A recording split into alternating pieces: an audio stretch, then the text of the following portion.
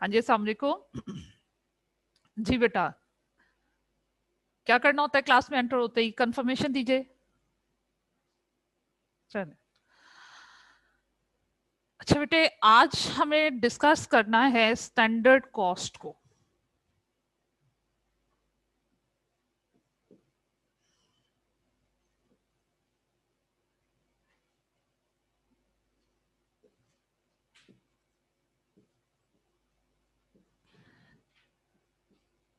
Standard cost क्या है? Standard cost बेटे बेसिकली हमारी एस्टिमेटेड कॉस्ट है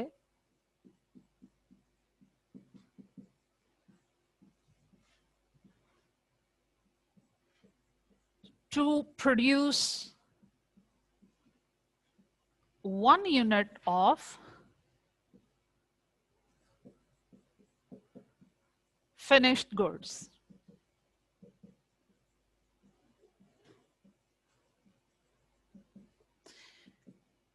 फिनिश्ड गुड्स का 1 यूनिट प्रोड्यूस करने के लिए हमारी एस्टिमेटेड कॉस्ट, हमारी कॉस्ट क्या होगी? That estimated cost is called standard cost.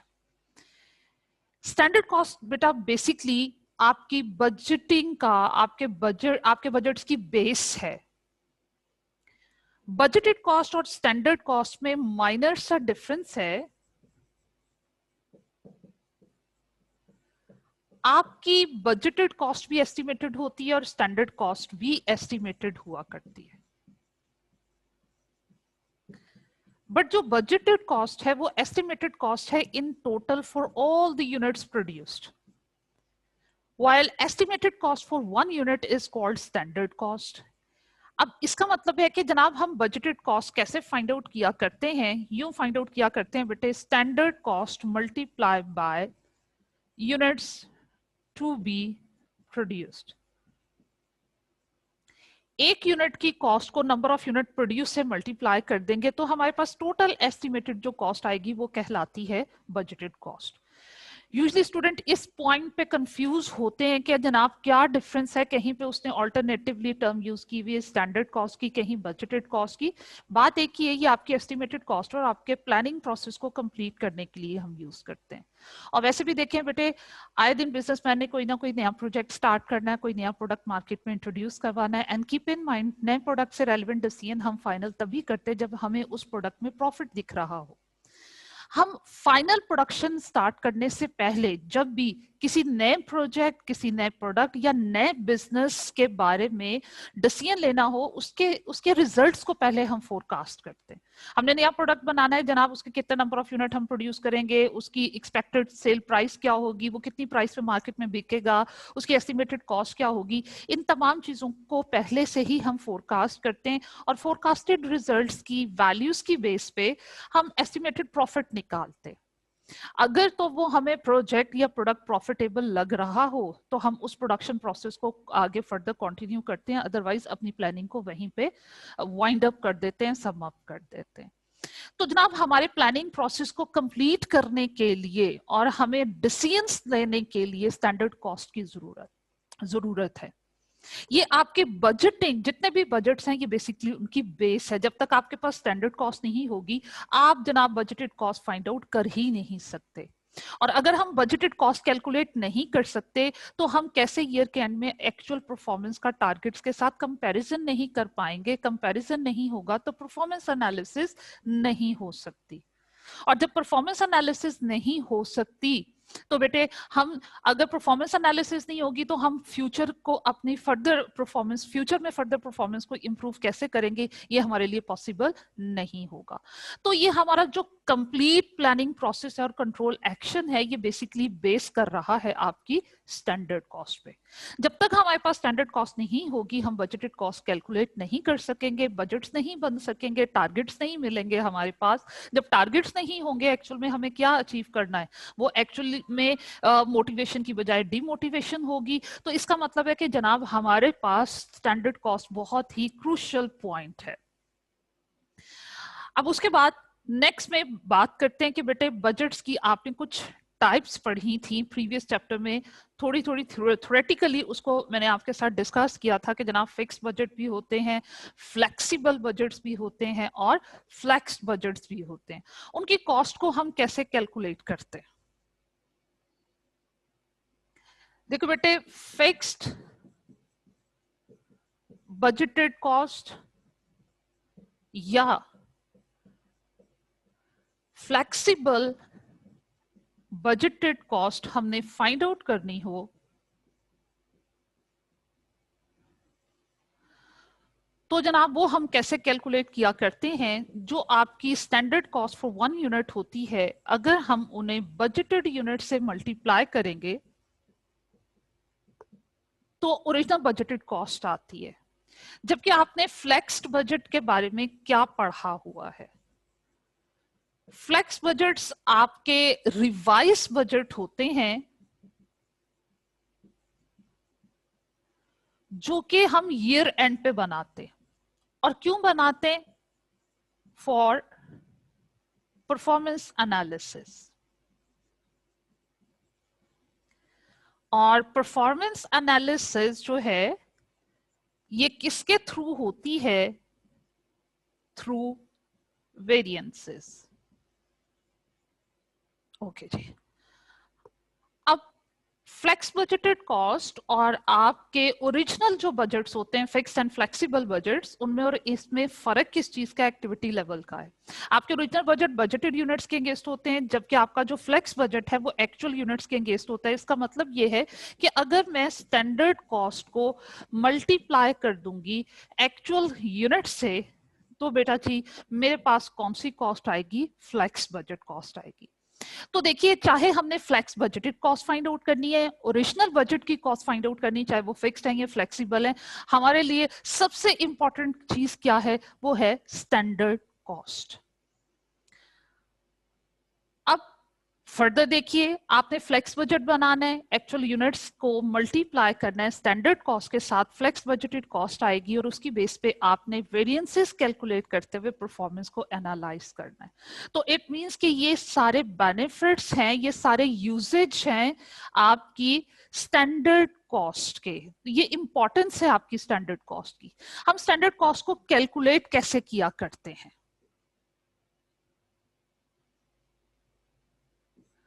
How to calculate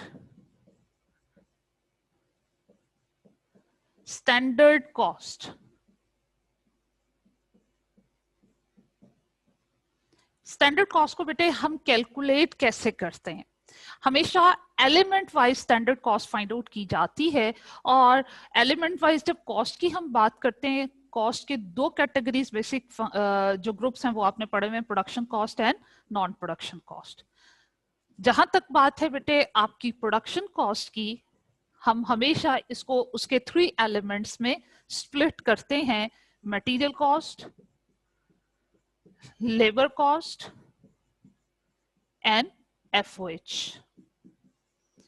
जब भी हमने कोई काम करना शुरू करना है, नया प्रोडक्ट बनाना है, तो हम जनाब एक यूनिट बनाने पे मटेरियल का कितना एक्सपेंस आएगा, लेबर का एक्सपेंस कितना आएगा और एफओएच का एक्सपेंस कितना आएगा, पहले ये फोरकास्ट करते हैं। ये फोरकास्ट कौन करेगा? और जनाब material cost per unit, labour cost per unit और FOH cost per unit calculate करने के लिए हमें क्या क्या इंफॉर्मेशन रिक्वायर्ड है? हमें बेटे इन दोनों कंपोनेंट्स, इन तीनों कंपोनेंट्स की, इन तीनों एलिमेंट्स की दो दो इंफॉर्मेशन रिक्वायर्ड होती हैं, क्वांटिटी एंड रेट से रेलेवेंट। जब हम क्वांटिटी को रेट से मल्टीप्लाई करते हैं तो बेटा जी आपके पास स्टैंडर्ड कॉस्ट पर यूनिट आती है। अब जैसे जनाब मैंने कोई भी एक चीज बनानी है, मेरे सामने ये रोस्ट्रम पड़ा हुआ है, एक रोस्ट्रम बनाने पे वुड का कितना एक्सपेंस आया होगा वो मैं कैसे एस्टिमेट लगाऊंगी? सबसे पहले तो मैं ये कैलकुलेट करूंगी कि एक रोस्ट्रम बनाने पे वुड कितनी यूज हुई। तो वुड की क्वांटिटी का पहले एस्टिमेशन लगाया जाएगा। सपोज जनाब हमने एक रोस्ट्रम ये प्रोड्यूस किया है, 12 केजी जो है वो वुड यूज हुई है। अब अगर 12 केजी वुड यूज हुई है, 1 केजी का रेट कितना है? सपोज जनाब 100 पर केजी रेट है, तो इसका मतलब है कि एक रोस्ट्रम बनाने पे मेरा मटेरियल का टोटल एक्सपेंस कितना आया है? एग्जैक्टली क्या करेंगे हम जनाब? 12 को मल्टीप्लाई कर देंगे, क्वांटिटी को मल्टीप्लाई कर देंगे उसके स्पेसिफिक रेट से। तो हमने जब भी material cost per unit calculate करनी होगी, एस्टिमेशन लगाना होगा, हमें सबसे पहले एस्टिमेशन लगाना है क्वांटिटी का, कि फिनिश गुड का एक यूनिट प्रोड्यूस करने के लिए मटेरियल की क्वांटिटी कितनी चाहिए। अब बेटे मटेरियल की क्वांटिटी केजीज में भी मेजर की जाती है, लीटर्स में, मीटर्स में, फीट में, कुछ भी मेजरिंग यूनिट हो सकता है, लेकिन मोस्टली आप ऑब्जर्व करोगे वो केजीज को मेजरिंग यूनिट बनाता है, इसलिए मैं यही मेजरिंग यूनिट यहाँ यूज करूंगी।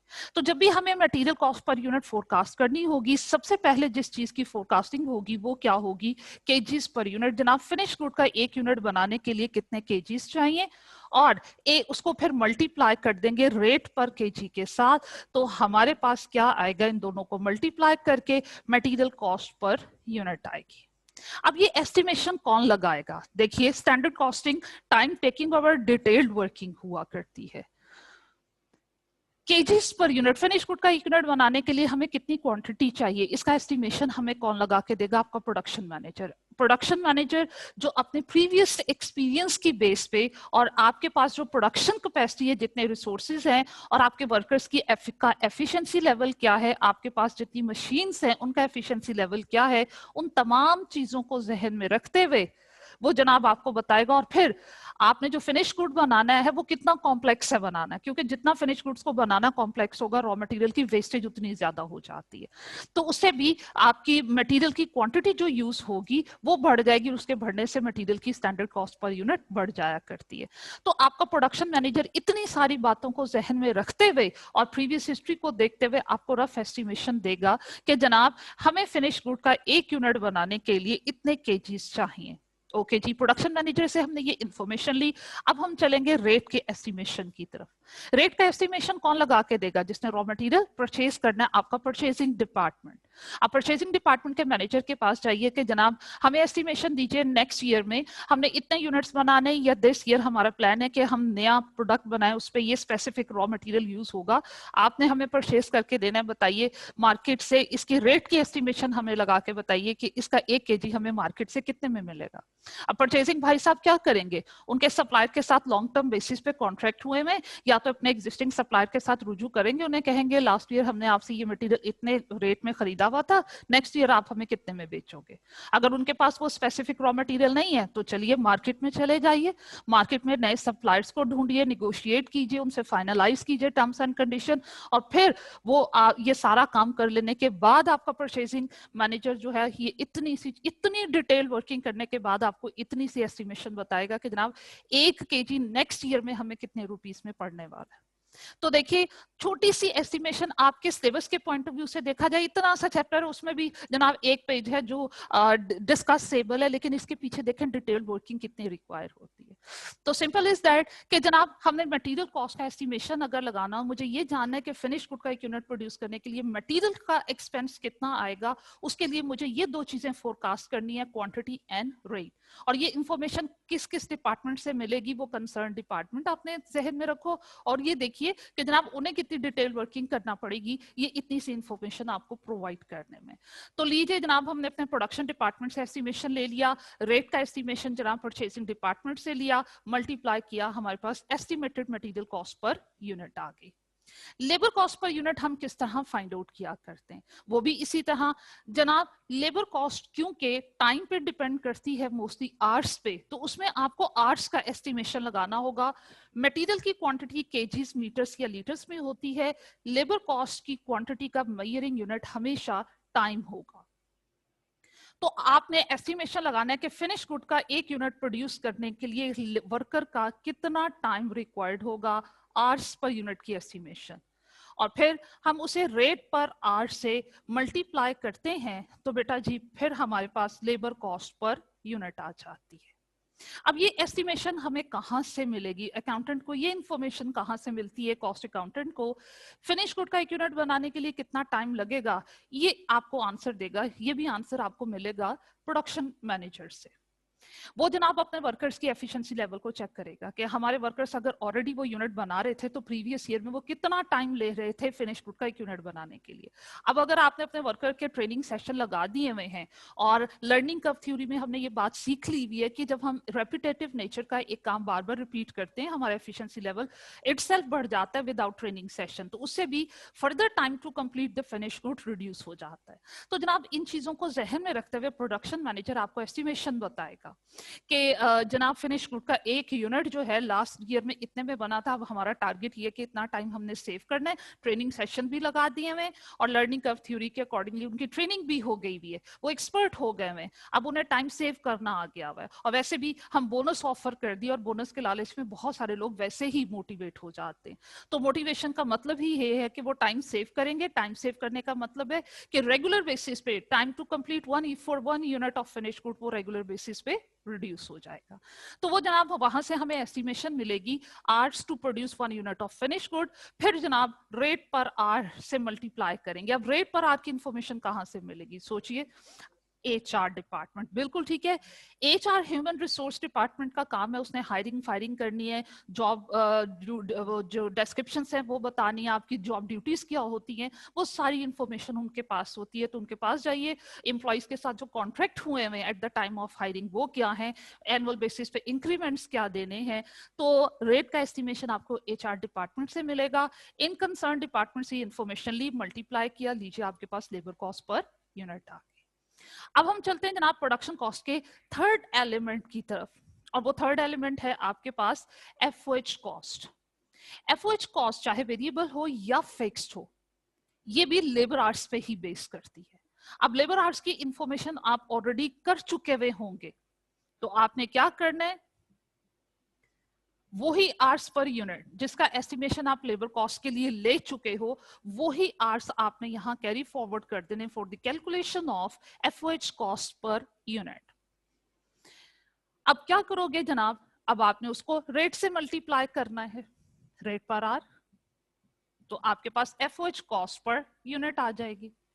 अब रेट कौन सा लें, एफओएच का आपने पढ़ा हुआ है, मैं रिकॉल भी करवा देती हूँ आपकी मेमोरी को। बेटे एफओएच का जो भी रेट जब भी लेते हैं, चाहे वो वेरिएबल का हो या फिक्स का हो, हमेशा कौन सा रेट लिया जाता है, जिसको आपने एक खास नाम दिया हुआ है OAR का, एंड ओवरहेड एब्जॉर्प्शन रेट, जो कि कहलाता है प्री डिटर्मिन्ड रेट। ये कैसे कैलकुलेट किया करते थे जनाब, हम बजटेड कॉस्ट को बजटेड एक्टिविटी से डिवाइड करके। तो जनाब आप प्रीवियस हिस्ट्री को निकालिए, अपने प्रीवियस रिकॉर्ड निकालिए या दिस ईयर के बजट्स निकालिए, बजटेड जो आपके पास एफओएच कॉस्ट है उसे बजटेड एक्टिविटी लेवल से डिवाइड करके OAR आपके पास आएगा। ये इन्फॉर्मेशन तो इटसेल्फ अकाउंटेंट खुद कैलकुलेट करेगा। तो आर्ट्स की इंफॉर्मेशन ऑलरेडी उसके पास आ चुकी हुई होगी प्रोडक्शन डिपार्टमेंट के मैनेजर से, वो उस प्री डिटरमिन्ड OAR के रेट को जो कि पर आर आपने कैलकुलेट किया होगा, उसे आर्ट्स पर यूनिट से मल्टीप्लाई करोगे तो बेटे आपके पास कॉस्ट पर यूनिट आती है। तो देखिए इतनी हम डिटेल्ड वर्किंग करते हैं तो हमारे पास इन तीनों एलिमेंट की क्वांटिटी का एस्टिमेशन और रेट का एस्टिमेशन आता है, और फिर हम क्वांटिटी को रेट से मल्टीप्लाई करते हैं तो हमारे पास कॉस्ट पर यूनिट आती है। अच्छा, अब यहां पे जब बेटे एस्टिमेशंस लगाई जाती हैं either with respect to rate और विद रिस्पेक्ट टू क्वांटिटी, हम नॉर्मल लॉसेस के लिए कितना क्वेश्चन रखें। आपने लॉसेस दो तरह के प्रोसेस कॉस्टिंग में डिस्कस किया हुआ है, normal loss and abnormal loss. ऐसा लॉस जिसको हम अवॉइड नहीं कर सकते और वो एक्सपेक्टेड होता है, कंफर्म होता है कि वो लॉस होगा, हम उससे नहीं बच सकते। ऐसे लॉसेस जिनको हम अवॉइड ही नहीं कर सकते, हमारे दायरा इख्तियार में नहीं है और एक कंफर्म है कि वो लॉसेस होंगे, हमेशा उनके लिए क्वेश्चन स्टैंडर्ड में रख दिए जाते हैं। किस तरह क्वेश्चंस रखे जाते हैं, अगर आपको याद हो मैंने प्रीवियस बजटिंग के चैप्टर में कहीं ना कहीं ये बात की होगी, मैं रिपीट करती हूँ कि बेटे जब भी आपने मटेरियल की क्वांटिटी केजीज में लेनी है, आवर्स लेने हैं for the calculation of labour cost and FOH cost, उसमें नॉर्मल लॉस जो है वो इंक्लूड होना चाहिए। आपने जब भी क्वांटिटी लेनी है रॉ मटेरियल की टोटल लेनी है, वो क्वांटिटी भी जो फिनिश गुड का पार्ट बन जाएगी और वो क्वांटिटी भी जो नॉर्मली वेस्ट हो जाएगी। इसी तरह हम जब आवर्स का एस्टिमेशन लगाते हैं तो टोटल आवर्स लेने जिसके एंगेज में पेमेंट हुई भी है, उसमें आइडल टाइम लेबर कॉस्ट का नॉर्मल लॉस है, हम उसको आइडल टाइम जो है उसको अवॉइड नहीं कर सकते, आइडल टाइम में अपने वर्कर से काम नहीं करवा सकते। तो आइडल टाइम होगा और उसके अगेंस्ट में आपको पे करना है, वो नॉर्मल लॉस है लेबर कॉस्ट का। तो जनाब हम जब आवर्स की बात करते हैं तो टोटल आवर्स होते हैं, और टोटल आवर्स में वर्किंग आवर्स भी इंक्लूड है। वर्किंग आवर्स वो टाइम है जिसमें आपने फिनिश गुड्स प्रोड्यूस किए हैं, उसमें आइडल टाइम इंक्लूड करोगे, उसका नॉर्मल लॉस इंक्लूड करोगे। तो अब तक के डिस्कशन में हमने क्या कंक्लूड किया है कि जब हम स्टैंडर्ड सेट करते हैं, जब बजट्स बनाते हैं, जब स्टैंडर्ड सेट करते हैं, टारगेट्स देते हैं, तो हमेशा नॉर्मल लॉसेस के लिए कुशन रख दिया जाता है, इसलिए क्योंकि वो अनअवॉइडेबल है। एबनॉर्मल लॉसेस के लिए हम कभी भी कुशन नहीं रखते, वो तो हमारी इनएफिशिएंसी की वजह से कहीं ना कहीं एक्स्ट्रा लॉस हो जाता है जिसको अवॉइड किया जा सकता था, हम नहीं कर सके। अब नॉर्मल लॉसेस के लिए कुशन कितना रखा जाए, ये आपकी जो कंट्रोल पॉलिसी है उस पर डिपेंड करेगा, और आपके टाइप ऑफ स्टैंडर्ड पर जो है वो डिपेंड करेगा। अब टाइप ऑफ स्टैंडर्ड की बात करें तो 4 तरह के स्टैंडर्ड्स हमने पढ़ने हैं। टाइप्स ऑफ स्टैंडर्ड को पहले डिस्कस कर लें।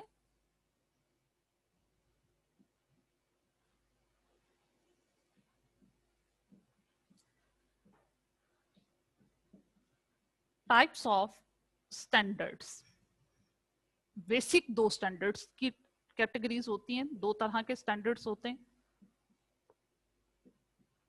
Ideal standard and attainable standard. Attainable standard आगे स्प्लिट होता है 2 तरह के स्टैंडर्ड्स में, current attainable standard and basic attainable standard। क्या डिफरेंस है? आइडियल स्टैंडर्ड जो सिर्फ आइडियल होता है, सबसे टफ टारगेट, ऐसा स्टैंडर्ड, ऐसे टारगेट्स, ऐसे ऑब्जेक्टिव अगर आप सेट कर लो जिसमें नॉर्मल क्वेश्चन लॉसेस के लिए आपने क्वेश्चन नहीं रखा हुआ, आपने कहा 8 घंटे की अगर वर्कर को पेमेंट करनी है, 8 के 8 घंटे काम करवाना, 1 आवर का आइडल टाइम, स्पेयर टाइम नहीं देना। रॉ मटेरियल के 100 केजीज रॉ मटेरियल से अगर इशू हुए हैं, वो 100 के 100 केजीज जो हैं वो फिनिश गुड का पार्ट बनने चाहिए। Is it possible? नो, ऐसा पॉसिबल नहीं है। लेबर यूनियन के रूल्स एंड रेगुलेशंस बने हुए हैं, वो आपको वर्कर्स के आइडल टाइम में काम करवाने ही नहीं देंगे। करवाइए काम, आपके अगेंस्ट में लीगल एक्शन होगा। कैसे पॉसिबल है कि मैंने 12 केजीज रॉ मटेरियल वो वुड के परचेज किए to produce 1 unit of rostrum, वो वुड कटिंग में वेस्ट नहीं होगा? Is it possible? नहीं। आप जितना भी सीमेंट परचेज करते हो, सीमेंट के बैग्स परचेज करते हो बिल्डिंग बनाने के लिए, या वो रेत लेते हो, ब्रिक्स देते हो, क्या ड्यूरिंग कंस्ट्रक्शन ब्रिक्स टूटती नहीं है? क्या सीमेंट के बैग में जितना सीमेंट आता है वो सारे का सारा इधर लग जाता नहीं? बहुत सारा देखो बाहर वेस्ट पड़ा हुआ होता है। क्या उसको हम अवॉइड कर सकते हैं? नहीं। तो अगर हम ऐसा स्टैंडर्ड सेट कर दें जिसमें नॉर्मल लॉसेस के लिए हमने क्वेश्चन नहीं रखे हुए, वो सबसे टफ टारगेट होता है ना, अनअचीवेबल होता है, that is called ideal standard. और ये स्टैंडर्ड कभी भी सेट नहीं किया जाता। इफ अगर आपने ये स्टैंडर्ड सेट कर दिया, इसके एंगेजमेंट टारगेट्स दे दिए, कॉस्ट का एस्टिमेशन लगा दिया, तो बेटे वर्कर्स डिमोटिवेट हो जाएंगे। उनको पहले दिन मालूम है आइडियल स्टैंडर्ड है, नॉर्मल लॉसेस के लिए क्वेश्चन नहीं है, तो अजीबो गरीब खलाई बातें करें, ये तो अचीव ही नहीं किया जा सकता, तो क्या जरूरत पड़ी? आप 100% भी अपनी एफिशिएंसी को पुट कर दोगे, इन टारगेट्स को हम अचीव नहीं कर सकते। जब स्टार्ट में ही ये जहन में होगा तो वर्कर से जो आपने थोड़ा बहुत काम करवाना था वो भी नहीं करवाओगे। तो जितना पॉसिबल उनका एफिशिएंसी लेवल था वो भी आपका डिक्रीज हो जाएगा। तो कभी भी आइडियल स्टैंडर्ड्स को फॉलो करते हुए हम टारगेट्स नहीं देते, ना आइडियल स्टैंडर्ड को फॉलो करते हुए स्टैंडर्ड कॉस्ट की कैलकुलेशन की जाती है, ना ही बजट्स इसकी बेस पे सेट किए जाते हैं। बल्कि हम करते क्या है, हम अपने जितने भी टारगेट्स होते हैं, जितने भी स्टैंडर्ड कॉस्ट होती है, चाहे वो मटेरियल की हो, लेबर की हो, एफओएच की हो, हम नॉर्मल लॉसेस के लिए अगर क्वेश्चन उसमें रख दें तो वो स्टैंडर्ड बेटा कौन सा कहलाएगा? अटेनेबल। उसका नाम ही इस पॉइंट ऑफ व्यू से रखा गया, जिसको अचीव किया जा सके। तो ऐसा टारगेट, ऐसी स्टैंडर्ड कॉस्ट जिसको अचीव किया जा सकता है, अचीवेबल होते हैं, जिसमें नॉर्मल लॉसेस के लिए आपने पहले से क्वेश्चन रख दिया होता है, वो आपके जो स्टैंडर्ड्स हैं वो कहलाते हैं अटेनेबल स्टैंडर्ड्स। ओके जी, अब देखिए मैंने अटेनेबल स्टैंडर्ड को फर्दर सब क्लासिफाई किया हुआ है, करंट अटेनेबल स्टैंडर्ड में और बेसिक अटेनेबल स्टैंडर्ड। ये दोनों क्या है? हम नॉर्मल लॉसेस के लिए क्वेश्चन कितना रखें? अगर तो मैं शॉर्ट टाइम पीरियड, जो करंट अटेनेबल स्टैंडर्ड होता है वो शॉर्ट टर्म बेस होता है,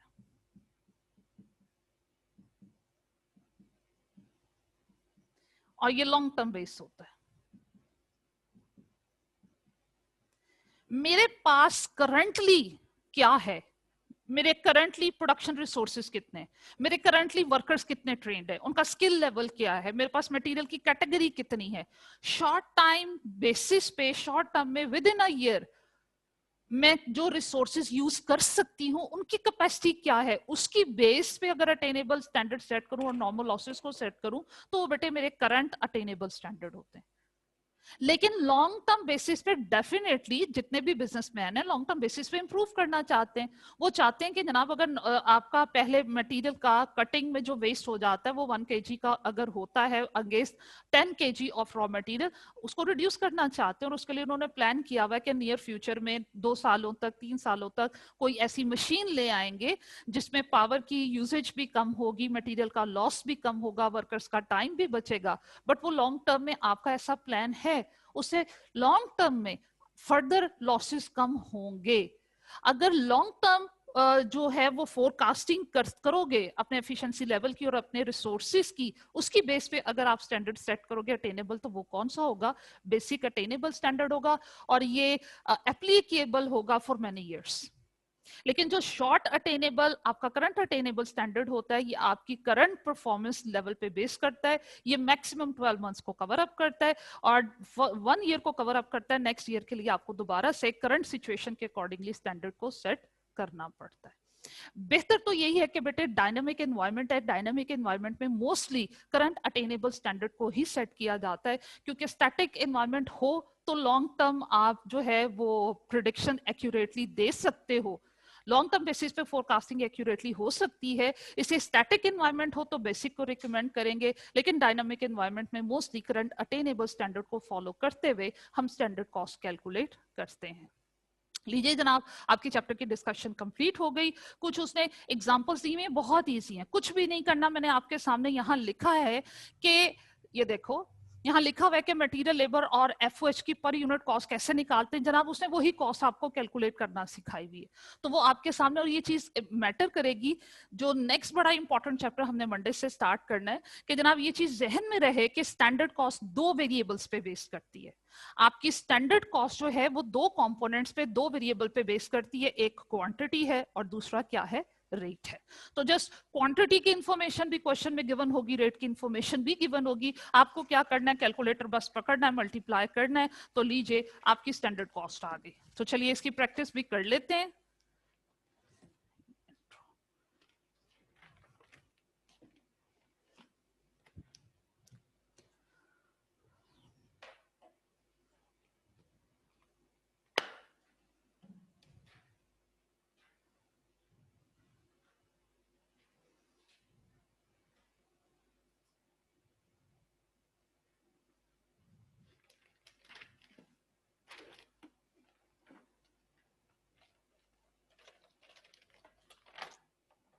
ये चैप्टर सिर्फ स्टैंडर्ड कॉस्ट को डिफाइन करता है और कुछ भी नहीं।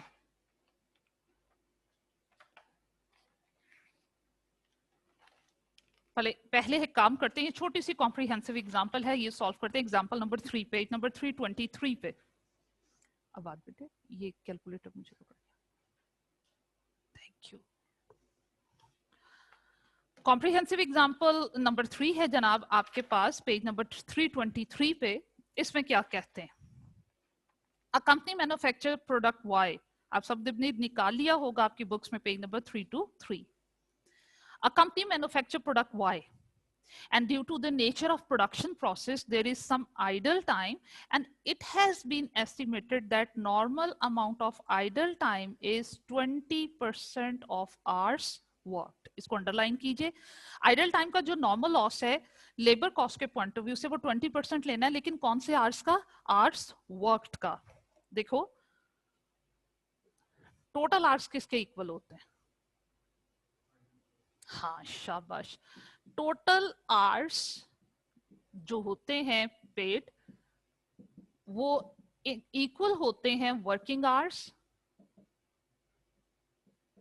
प्लस आइडल आवर्स के। अब देखो इस क्वेश्चन में वो कहता है कि आइडल टाइम कितने परसेंट है, 20%, और किसका, वर्किंग टाइम का। तो वर्किंग टाइम जो है वो कितने परसेंट हुआ, बेस हो गई। बेस को हम हमेशा लेते हैं 100%, तो इसका मतलब है कि जो टोटल आवर्स हैं आपके पास वो कितने परसेंट हो गए, 120%। अब वो कहता है कि जनाब ignoring the idle time, standard time to make 1 unit of product y is 0.56। अब फिनिश गुड का 1 यूनिट प्रोड्यूस करने का टाइम है, ये वर्किंग टाइम होता है। वो टाइम जिसमें फिनिश गुड का 1 यूनिट प्रोड्यूस होगा बेटे वो वर्किंग टाइम है आपके पास, और वो है 0.56। 0.56 वर्किंग टाइम की बेस पे अगर आपसे कहा जाए टोटल फाइंड आउट कीजिए, तो वो टोटल कैसे फाइंड आउट करोगे, टोटल आवर्स, ये वर्किंग टाइम है, इसको वर्किंग टाइम की परसेंटेज से डिवाइड, जो फाइंड आउट करना है उसकी परसेंटेज से मल्टीप्लाई, 0.672। ये हमारे पास टोटल आवर्स आ गए for 1 unit of finish good. Total time find out किया। जब भी आपसे लेबर कॉस्ट फाइंड आउट करने के लिए कहा जाए तो आपने सबसे पहला काम क्या करना है, टोटल टाइम फाइंड आउट करना है। उसके बाद वो क्वेश्चन में कहता है कि जनाब रेट कितना है, आप 1 घंटे का रेट पे कर रहे हो 30, टाइम मतलब क्वांटिटी आपके पास आ गई, रेट आपको क्वेश्चन में गिवन है पर आवर 30, मल्टीप्लाई कर दीजिए, लीजिए आपके पास लेबर कॉस्ट पर यूनिट आ गई।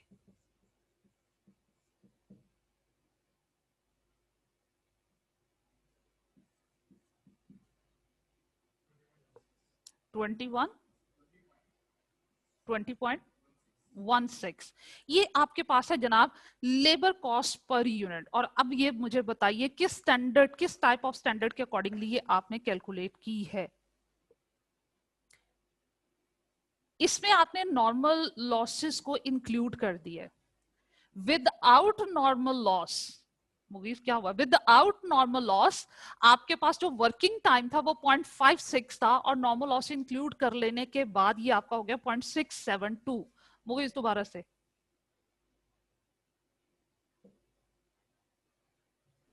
मैम ये अटेनेबल में आएगी।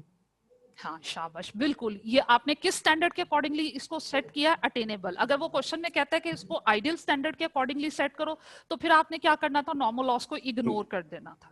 फिर सिर्फ 0.56 मल्टीप्लाई बाय 30 करके आपने जो लेबर कॉस्ट का टारगेट देना था वो कितना आना था, कीजिएगा तो जरा बेटा, 16.8। तो जनाब आपका आइडियल स्टैंडर्ड आपको कहता है कि आपकी लेबर कॉस्ट होनी चाहिए 16.8, जबकि अगर नॉर्मल लॉसेस को हम इंक्लूड कर लें तो आपका अटेनेबल स्टैंडर्ड हमें ये कहता है कि 20.16 होनी चाहिए। आपका स्टूडेंट परेशान हो रहे कि बुक से आंसर वेरी कर रहा है, इसलिए वेरी कर रहा है, उसने कहा तो ये है कि 20% लेना है आवर्स वर्कड का, लेकिन वो क्वेश्चन के सॉल्यूशन में गलत कर गया, उसने 20% टोटल आवर्स का ले लिया। तो अगर आप टोटल आवर्स का लेकर चलोगे तो आंसर हमारा वही बुक वाला आ जाएगा। तो हमने बुक वाला आंसर तो नहीं लेना, या तो वो अपने क्वेश्चन की स्टेटमेंट सही कर ले, मैंने क्वेश्चन की स्टेटमेंट के अकॉर्डिंगली आपको ठीक करवा दिया। वो पता क्या कर रहा है, आइडल टाइम 20% कह वर्किंग आवर्स का रहा है, लेकिन टोटल आवर्स की बेस पे ले रहा है, बेस इसको बना रहा है टोटल आवर्स को 100%, तो आपके वर्किंग आवर्स कितने हो गए, 80%। तो अब जब इसके अकॉर्डिंगली सॉल्व करोगे 0.56 divided by 80 into 100 multiplied by 30, ठीक है, फिर आपका बुक वाला आंसर आ जाएगा। लेकिन मैंने उनके स्टेटमेंट के अकॉर्डिंगली क्वेश्चन को सॉल्व किया। चलें खैर जो भी था, सिंपल इज दैट कि यहाँ पे जब हम आइडल टाइम को इंक्लूड करके लेबर कॉस्ट निकालेंगे तो हम कौन से टाइप ऑफ स्टैंडर्ड को फॉलो करें, अटेनेबल। और अगर मैं आइडल टाइम को इग्नोर करके लेबर कॉस्ट का टारगेट दूं कि भाई, तो वो फिर मेरा स्टैंडर्ड कौन सा हो जाएगा, आइडियल। तो पॉसिबल ही नहीं होगा कि हम 16.8 की कॉस्ट में फिनिश गुड का एक यूनिट बनाए, क्योंकि जैसे जैसे टारगेट टफ होता चला जाएगा, टफ टारगेट के केस में होगा क्या, वो कॉस्ट, कम कॉस्ट में आपको अपना टारगेट अचीव करना होगा। चलिए उसके बाद कॉम्प्रिहेंसिव एग्जांपल नंबर 2 की तरफ चलते हैं जनाब।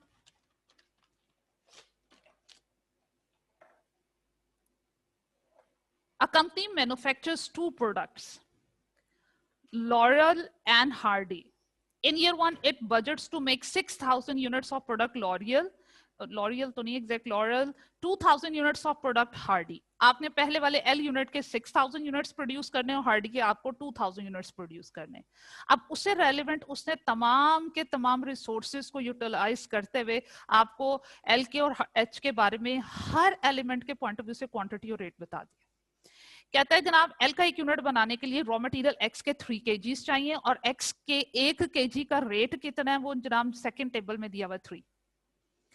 हार्डी का एक यूनिट, एच का एक यूनिट बनाने के लिए हमें मटेरियल एक्स के 1 kg चाहिए और रेट कितना है 3। मल्टीप्लाई करते चले जाओगे आपके पास दोनों प्रोडक्ट की material cost, material X cost per unit आ जाएगी। इसी तरह बेटे उसने मटेरियल वाई की क्वांटिटी आपको क्वेश्चन में दी हुई है 2 kgs एंड 6 kgs, रेट से मल्टीप्लाई करोगे और वाई का रेट कितना है 4। आपके पास material cost, material Y cost per unit आ जाएगी। लेबर कॉस्ट के लिए हमें क्या इंफॉर्मेशन चाहिए, आवर्स पर यूनिट की, वो देखो दिए हुए 1.6 एंड 3। इसके अलावा मुझे क्या इंफॉर्मेशन चाहिए लेबर कॉस्ट के लिए, रेट, और वो देखो रेट उसने आपको क्वेश्चन में दिया हुआ है, डायरेक्ट लेबर का रेट कितना 25। एफओएच की हम जब भी बात करते हैं, एफओएच आपकी हमेशा मिक्स्ड होती है, हमेशा सेमी वेरिएबल होती है। इसकी वेरिएबल कॉस्ट की इंफॉर्मेशन अलग दी होगी और फिक्स की इंफॉर्मेशन अलग होगी। तो वेरिएबल एफओएच का रेट भी बेटे उसने आपको बता दिया ₹5 है, और वो भी किस पे बेस कर रहा है, लेबर आवर्स पे। लेबर आवर्स आपके सामने 5 से मल्टीप्लाई कर दोगे आपके पास वेरिएबल एफओएच कॉस्ट आ जाएगी। उसके बाद फिक्स्ड एफओएच, अगर वेरिएबल कॉस्ट की इंफॉर्मेशन जहां पे भी वो देता है, याद है मैंने एक दफा बात आपसे कही थी कि बेटे वेरिएबल कॉस्ट की इंफॉर्मेशन जब भी देगा पर यूनिट देगा, और फिक्स कॉस्ट की इंफॉर्मेशन जब भी देगा वो टोटल, क्योंकि फिक्स कॉस्ट टोटल में कांस्टेंट रहती है और variable cost per hour per unit constant होती है। अब फिक्स ओवरहेड के बारे में क्या बताता है, fix production overheads per unit are calculated by applying a direct labor absorption rate to the standard labor hours per unit using the budgeted fixed production overhead cost of 1,87,200 for the year. वो कहता है जनाब वो आपने fix FOH के लिए absorption rate निकालना है, ओएआर निकालना है, और उसके लिए उसने बजटेड फिक्स ओवरहेड कॉस्ट आपको दे दी 1,87,200। बजटेड कॉस्ट को बजटेड आवर्स से डिवाइड करना है। अब बजटेड आवर्स कैसे आएंगे वो दिए हुए, देखो एल का एक यूनिट प्रोड्यूस करने के लिए जो हमें बजटेड आवर्स चाहिए 1.6 चाहिए, ये पर यूनिट है। टोटल निकालने के लिए नंबर ऑफ यूनिट से मल्टीप्लाई करोगे, एल के यूनिट उसने बताए 6000। इसी तरह 3 multiplied by units of Hardy 2000, फिर इनके आवर्स को सम अप कर लोगे, टोटल बजटेड लेबर आवर्स आ जाएंगे, और उसका क्या करोगे 1,87,200 को डिवाइड करोगे टोटल बजटेड लेबर आवर्स से, फिक्स एफओएच का रेट आ जाएगा। और जनाब इसकी बेस पे आपके पास प्रोडक्ट वाइज एफओएच कॉस्ट की एस्टिमेशन आ जाएगी। हाँ जी मुझे बताइए ये हो जाएगा या व्हाइट बोर्ड पे सॉल्व करवा दो? ये तो बहुत इजी है, हमने बजटिंग या उससे प्रीवियस कहीं ना कहीं एक काम किया हुआ, जस्ट मल्टीप्लिकेशन का काम करना है। हाँ जी हैंड रेज कीजिए, कितने स्टूडेंट कह रहे हैं ये हो जाएगा? हो जाएगा मैम, ये तो आपको सबसे पहले करवा देना चाहिए तो चैप्टर। मैं तो तब से सोच रहा हूँ ये बोल रहा हूँ बोलने के लिए कि ये तो वो है जो हमने पहले पढ़ लिया हुआ सब कुछ। टीचर टीचर होता है ना, उस्ताद उस्ताद होता है। मैं बहुत सारी चीजें प्रीवियस करा के ऑनवर्ड फिर तभी तो कह देती हूँ चैप्टर खत्म हो गया, क्योंकि ऑलरेडी बहुत कुछ डिस्कस कर लिया होता है। ऐसा अच्छा आपने हमारे साथ जॉब कॉस्टिंग में भी किया था। हाँ जी ऐसा मैंने आपके साथ 1-2 चैप्टर में और भी ऐसा करना है। अल्लाह ना करे मैं। नहीं नहीं बेटे वो ऐसा नहीं। अब देखो इस चैप्टर में क्या था, मुश्किल कुछ भी नहीं था। कुछ भी नहीं, ये सब चलें, कुछ रोज रोज करते हैं ये सब कुछ तो। हाँ बिल्कुल, जस्ट उसको बताना था इस चैप्टर के पॉइंट ऑफ व्यू से। ठीक है बेटा बहुत शुक्रिया, लोड योर हैंड। लेकिन जाना नहीं है, मैं नेक्स्ट चैप्टर का इंट्रोडक्शन देने लगी, जो मंडे की इंपॉर्टेंट डिस्कशन थी उसकी कुछ डिस्कशन मैं आज ही करूंगी। We have more than 20 minutes, don't waste your time, class में ही रहिएगा। अच्छा देखो बेटे अब गौर से सुनने वाली बात है कि हमने एक बात कही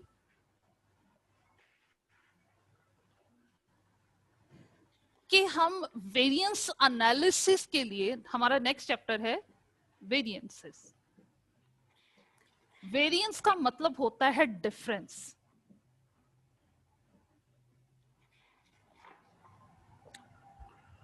हम ईयर एंड पे करते क्या हैं, फ्लेक्स बजटेड कॉस्ट कैलकुलेट करते हैं।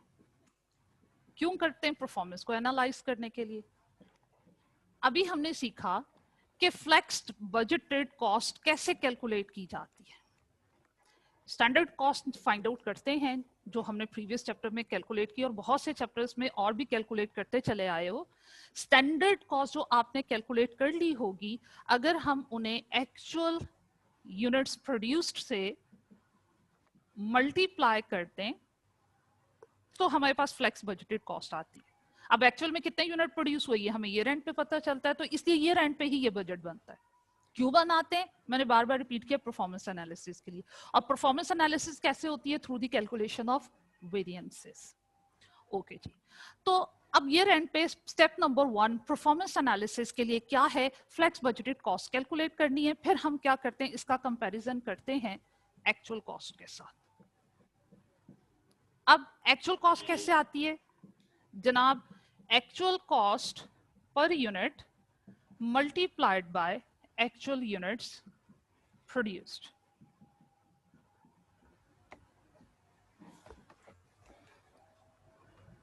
फरहान, कल मैं ग्रुप में देख रही थी, माशाल्लाह अच्छा साथ साथ नोट कर रहे हो, एक एक चीज वैसे नोट करते हो जैसे क्लास में मैं करवाती हूँ।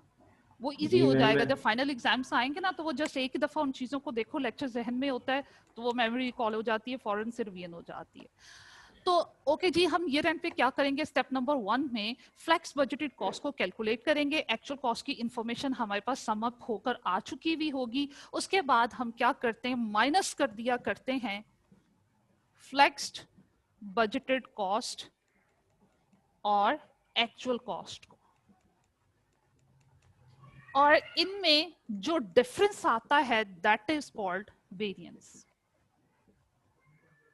दोबारा बेटे, हम ईयर एंड पे देखो क्या काम करते हैं। परफॉर्मेंस एनालिसिस का जब इनिशिएटिव लेते हैं ईयर एंड पे, जब हमारा साल क्लोज हो जाता है, सारी की सारी एक्चुअल इन्फॉर्मेशन हमारे पास पाइल अप होकर आ जाती है, सम अप होकर आ जाती है, हमें पता चल जाता है ड्यूरिंग द ईयर हमने कितने यूनिट प्रोड्यूस किए। उस टाइम में हम अपने इस नेक्स्ट स्टेप का स्टार्ट लेते हैं, तो प्रोसेस का स्टार्ट लेते हैं परफॉर्मेंस एनालिसिस का। उसमें स्टेप नंबर 1 होता है कि फ्लेक्स बजटेड कॉस्ट निकाल लीजिए।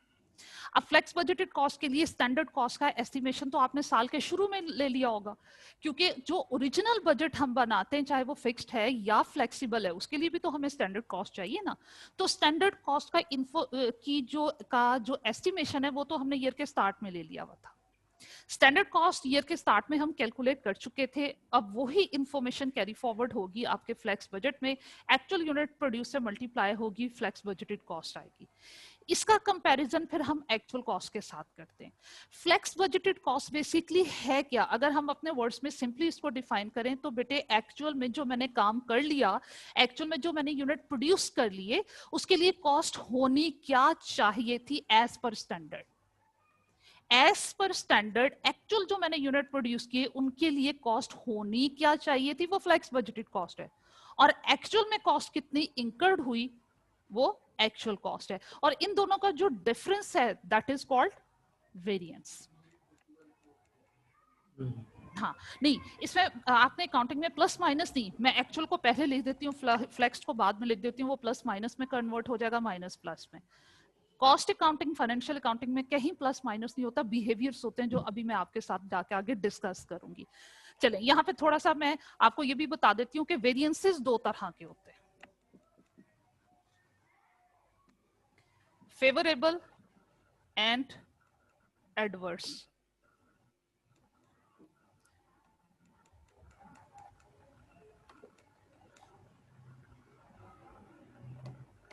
देखो, कॉस्ट मटेरियल की होनी चाहिए थी 100,000, एक्चुअल में हुई 80,000, 20,000 की हमने कॉस्ट सेव कर ली, डिफरेंस कितने का है 20,000।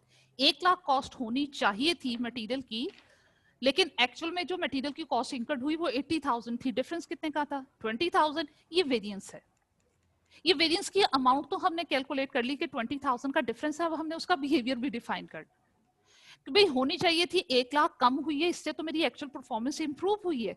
अगर एक्चुअल में आपकी परफॉर्मेंस इंप्रूव हुई है, एक्चुअल में कॉस्ट कम और रेवेन्यूज एक्चुअल में ज्यादा हुए, तो वो जो डिफरेंस आएगा, वो जो वेरिएंसेस आएंगे, उनको हम क्या नाम देंगे, फेवरेबल। और बिल्कुल, और अगर एक्चुअल कॉस्ट ज्यादा हुई और एक्चुअल रेवेन्यू कम हुआ as compare to flex budgeted data, तो वो फिर वेरिएंसेस क्या होंगे, एडवर्स होंगे।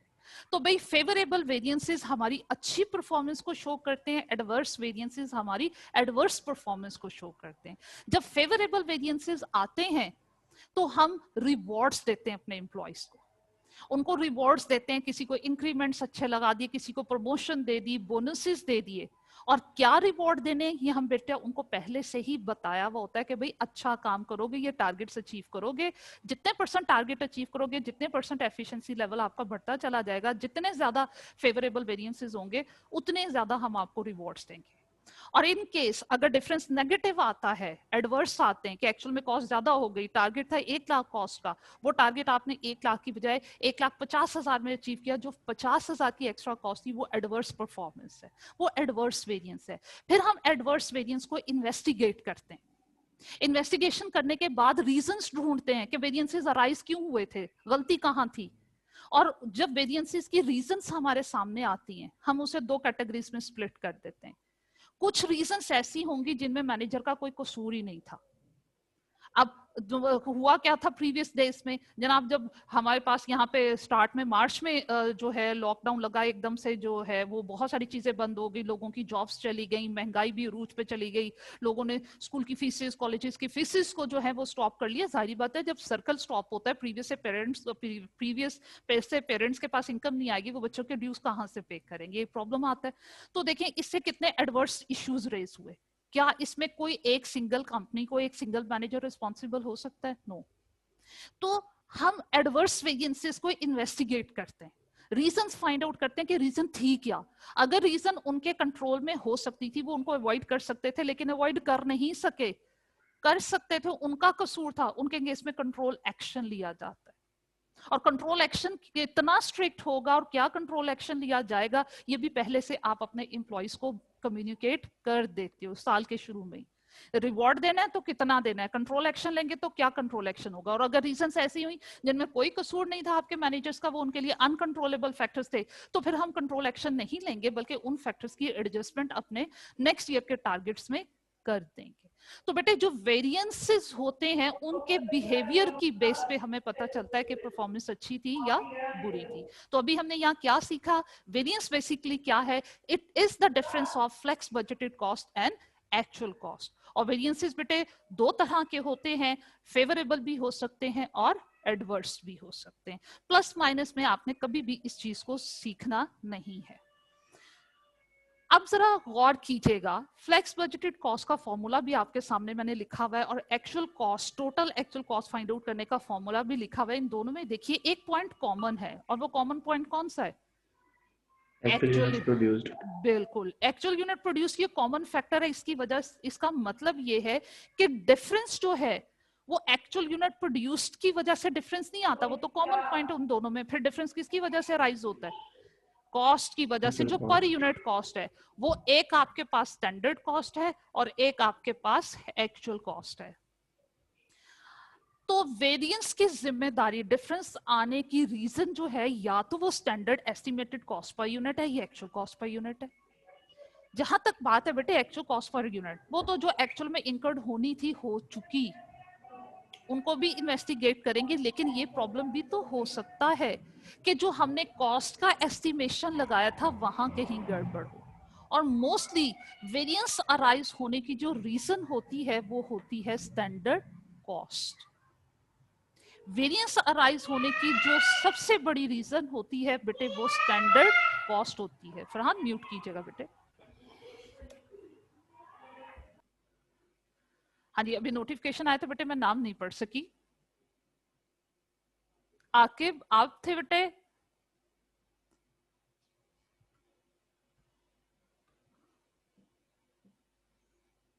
नहीं मैम वो क्लियर हो गया, तो माइक के कहना था कि आपने कह दिया साथ। चलें ठीक है बेटे। अच्छा अब देखिए, इसका मतलब है कि जो डिफरेंस अराइज हो रहा है, जो वेरिएंस आ रहा है, वो बिकॉज ऑफ स्टैंडर्ड कॉस्ट आ रहा है। और स्टैंडर्ड कॉस्ट प्रीवियस डिस्कशन में हमने क्लैरिफाई की, वो 2 कंपोनेंट पे बेस करी है, एक क्वांटिटी और दूसरा रेट। इसलिए हम करते क्या है, जितने भी वेरिएंसेस हैं, एक तो हम उन्हें एलिमेंट वाइज कैलकुलेट करते हैं, मटेरियल के वेरिएंसेस होते हैं, लेबर के वेरिएंसेस होते हैं, वेरिएबल एफओएच के अलग होते हैं, फिक्स्ड एफओएच के अलग होते हैं, सेल्स रेवेन्यू के वेरिएंसेस अलग होते हैं, ये बेसिक होते हैं। इसके अलावा एडवांस ढेरों ढेर वेरिएंसेस होते हैं। जितने भी वेरिएंसेस होते हैं उनकी रीजन एक ही है, और वो रीजन क्या है, स्टैंडर्ड कॉस्ट। और स्टैंडर्ड कॉस्ट दो चीजों पे बेस करती है, एक एस्टिमेशन ऑफ क्वांटिटी पे और एक एस्टिमेशन ऑफ रेट। इसलिए जितने भी कंपोनेंट्स हैं, तमाम के तमाम कंपोनेंट्स के दो तरह के बेसिक वेरिएंसेस होते हैं, quantity variance and rate variance. जितने भी एलिमेंट है उनके दो तरह के वेरिएंसेस होते हैं।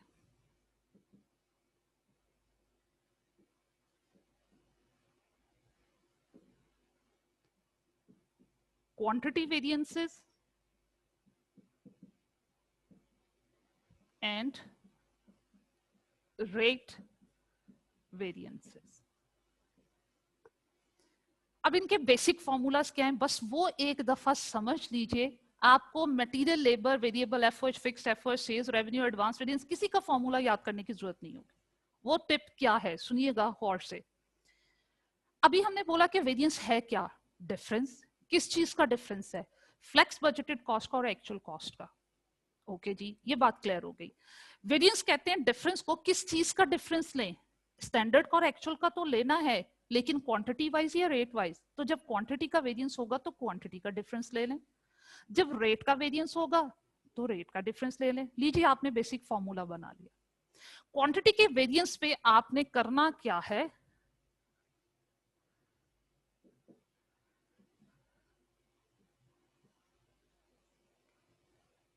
क्वांटिटी के वेरिएंस का फॉर्मूला बेटा जी ये हुआ करता है, standard quantity minus actual quantity. Rate के वेरिएंस का बेसिक फॉर्मूला क्या होता है, इसमें रेट का डिफरेंस लेना है। रेट भी दो तरह के, एक स्टैंडर्ड और एक एक्चुअल। तो इसका फॉर्मूला बनेगा standard rate minus actual rate. Basic बात इतनी सी है, वेरिएंस का बेसिक फॉर्मूला यही है कि क्वांटिटी के वेरिएंस में क्वांटिटी का डिफरेंस ले लो, रेट के वेरिएंस में रेट का डिफरेंस ले लो। डिफरेंस ले लें, कौन सी क्वांटिटी कौन से रेट, दो ही तो होते हैं, एक स्टैंडर्ड और एक एक्चुअल। अच्छा, अब अगली बात, यहां हमें मल्टीप्लायर की जरूरत पड़ेगी। क्यों? क्वांटिटी, मटेरियल की क्वांटिटी मेजर करते हैं केजीस में, इसका मतलब standard kgs minus actual kgs. Labour की क्वांटिटी मेजर करते हैं आवर्स में, इसका मतलब standard hours minus actual hours. FOH के लिए भी क्वांटिटी, लेबर आवर्स। तो फॉर्मूला क्या बनेगा, standard hours minus actual hours. Okay जी, क्वांटिटी चाहे मटेरियल की है, लेबर की है, एफओएच की, क्वांटिटी को जब क्वांटिटी में से माइनस करोगे, आंसर आपका फाइनेंशियल टर्म्स में नहीं आएगा, क्वांटिटी में ही आएगा। स्टैंडर्ड केजीस में से एक्चुअल केजीस माइनस करोगे, 1000 केजीस माइनस 800 केजीस, आंसर क्या आया, 200 केजीस। मुझे तो वेरिएंसेस फाइनेंशियल टर्म्स में चाहिए। तो जब फाइनेंशियल टर्म्स में चाहिए होंगे तो मैंने क्वांटिटी को क्या करना है, रेट से मल्टीप्लाई करना है। यहां स्पेस देकर मैं लिख रही हूं रेट। क्वांटिटी के वेरिएंस को फाइनेंशियल टर्म्स में कन्वर्ट करने के लिए हम क्या करते हैं, क्वांटिटी का डिफरेंस लेकर उसको रेट से मल्टीप्लाई कर देते हैं। अच्छा, रेट के वेरिएंस में भी हमें मल्टीप्लायर की जरूरत पड़ती है। क्यों? रेट तो ऑलरेडी फाइनेंशियल टर्म्स में है, वहां क्यों मल्टीप्लायर की जरूरत पड़ेगी? इसलिए मल्टीप्लायर की जरूरत पड़ेगी, रेट जो लेते हैं ना हम, वो तो या होता है पर केजी या होता है पर आर। तो जो डिफरेंस आएगा, जो वेरिएंस आएगा, वो फॉर 1 केजी या 1 आर आएगा। वो हमें फाइनेंशियल टर्म में भी वेरिएंस का आंसर चाहिए और टोटल में भी चाहिए। इसलिए बेटे हम करते क्या है, क्वांटिटी के वेरिएंस को रेट से मल्टीप्लाई करते हैं, रेट के वेरिएंस को क्वांटिटी से मल्टीप्लाई करते हैं। फिर से देखो मैंने क्या किया, क्वांटिटी के वेरिएंस में क्वांटिटी का डिफरेंस लेके रेट से मल्टीप्लाई, रेट के वेरिएंस में रेट का डिफरेंस लेकर क्वांटिटी से मल्टीप्लाई। अब अगला क्वेश्चन, रेट भी दो तरह के होते हैं, क्वांटिटीज भी दो तरह की होती है। मल्टीप्लायर में कौन सा रेट लिया जाए और कौन सी क्वांटिटी ली जाए, तो उसके लिए आपने फिर फर्दर वही बात जहन में रखनी है कि वेरिएंस एनालिसिस के लिए हम फ्लेक्स बजटेड अप्रोच को लेकर चलते हैं, और उसमें रेट हमेशा स्टैंडर्ड और क्वांटिटी हमेशा एक्चुअल होती है। इसलिए मल्टीप्लायर में जब भी आपने रेट लेना है, स्टैंडर्ड लेना है, और क्वांटिटी जब भी लेनी है, एक्चुअल लेनी। तो ये जनाब आपके पास बेसिक लॉजिक है इन वेरिएंसेस के, इसमें बेसिक फॉर्मूलाज हैं। ये इतनी सी बात जहन में रखोगे, मटेरियल लेबर एफओएच और ऑनवर्ड सारे के सारे वेरिएंसेस के फॉर्मूलाज खुद ब खुद बनते चले जाएंगे। और उसके लिए क्या जहन में रहे कि जनाब क्वांटिटी के वेरिएंस में क्वांटिटी का डिफरेंस लेकर स्टैंडर्ड रेट से मल्टीप्लाई करोगे, रेट के वेरिएंस में रेट्स का डिफरेंस लेकर एक्चुअल क्वांटिटी से मल्टीप्लाई करोगे ऑटोमेटिक। दोबारा से मैं रिपीट कर देती हूँ बेटे, आपने क्या करना है, क्वांटिटी के वेरिएंस में क्वांटिटी का डिफरेंस लेकर स्टैंडर्ड रेट से मल्टीप्लाई करना है। रीजन क्या बताई, मैं फिर से रिपीट करती हूँ, हम हमेशा वेरिएंसेस के लिए फ्लेक्स बजटेड अप्रोच को यूज करते हैं। Flex budget cost find out करने का फॉर्मूला क्या है, standard cost multiplied by actual units. Units क्या है, क्वांटिटी है फिनिश गुड के पॉइंट ऑफ व्यू से, और फिनिश गुड के पॉइंट ऑफ व्यू से जो स्टैंडर्ड कॉस्ट पर यूनिट है वो रेट है। तो फ्लेक्स बजटेड अप्रोच को यूज करते हुए मल्टीप्लायर में आपने बेटे जब भी रेट लेना है, स्टैंडर्ड लेना है, और क्वांटिटी जब भी लेनी है वो कौन सी लेनी है, एक्चुअल। तो ये जनाब बेसिक आपके पास फॉर्मूलाज हैं, इनकी बेस पे इंशाल्लाह हम मंडे के लेक्चर में सबके वेरिएंसेस के फॉर्मूलाज को पहले डिस्कस करेंगे और फिर हम उसकी एप्लीकेशन की तरफ जाएंगे। जी मोहम्मद सैफ, सैफ दोबारा से बेटे।